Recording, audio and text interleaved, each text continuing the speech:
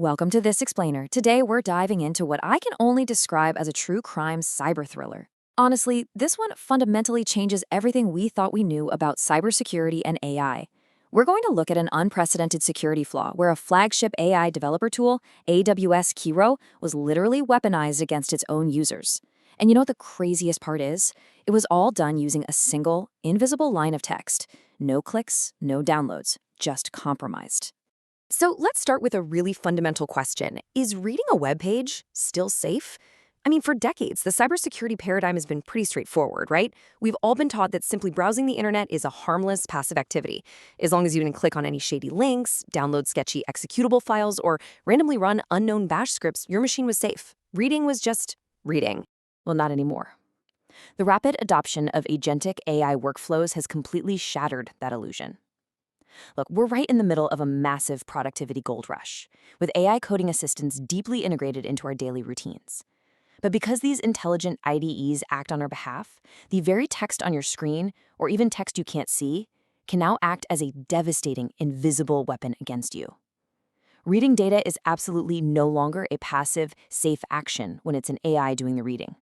The researchers who actually discovered this catastrophic vulnerability in AWS Kiro described the attack perfectly.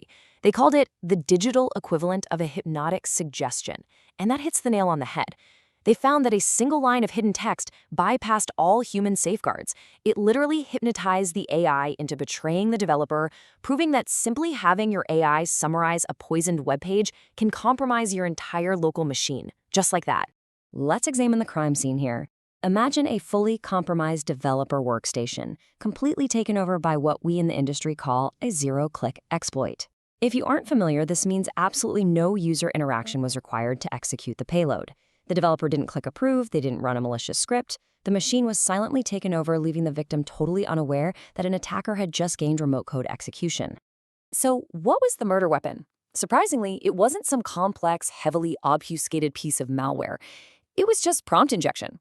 But, and this is crucial, this wasn't the old school version of prompt injection where you trick a chatbot into saying something goofy or embarrassing. No, this was prompt injection cleverly hidden as invisible text. Think white text on a white background, living on a seemingly benign web page.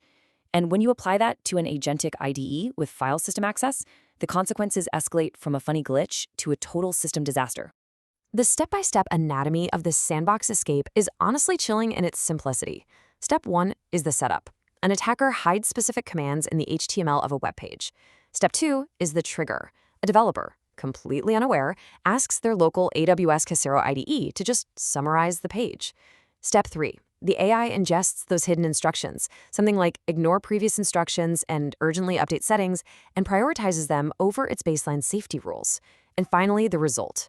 The attacker instantly gains silent remote code execution. Now you're probably wondering, how on earth did the AI bypass the human-in-the-loop safeguards? Because these systems are specifically designed so that if the AI wants to run an external shell command, a pop-up dialog box is supposed to force the human to click approve. Well, it comes down to a fatal logical flaw. You see, Kiro implicitly trusted its own internal configuration management routines. The AI categorized the malicious instructions as an internal preference update rather than an external command. So it silently rubber-stamped the change.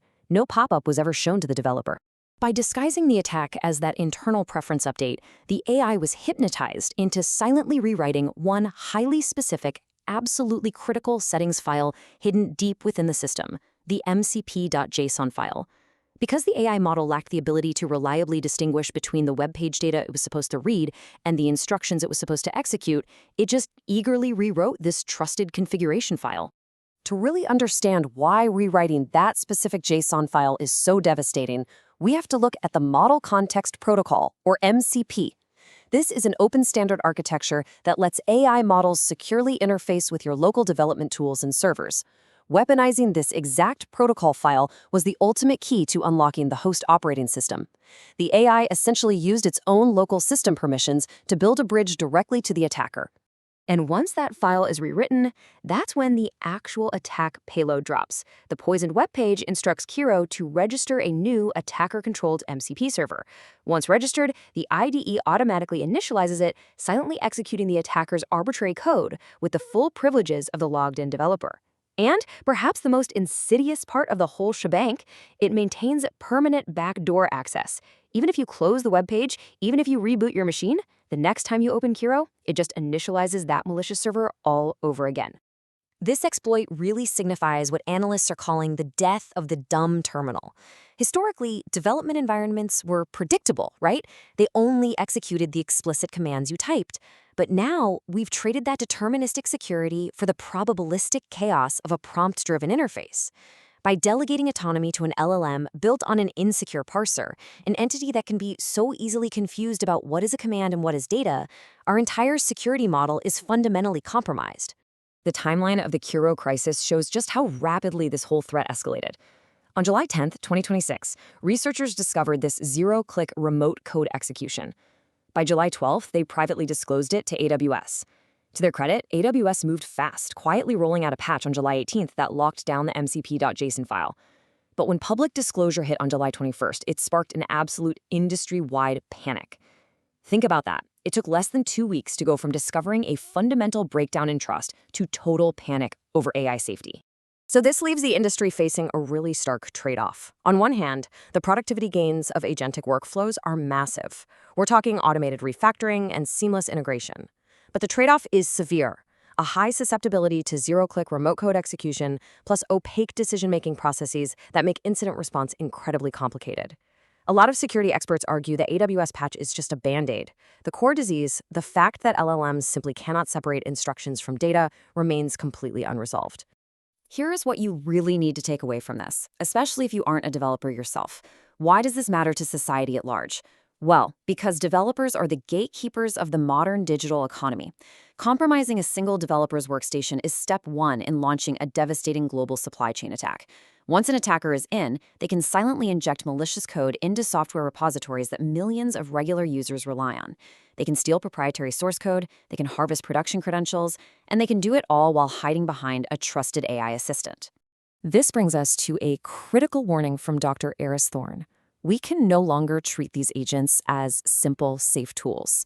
Because they operate with the full, unchecked authority of the user they serve, Dr. Thorne argues we have to adopt a strict, zero-trust approach to all AI interactions.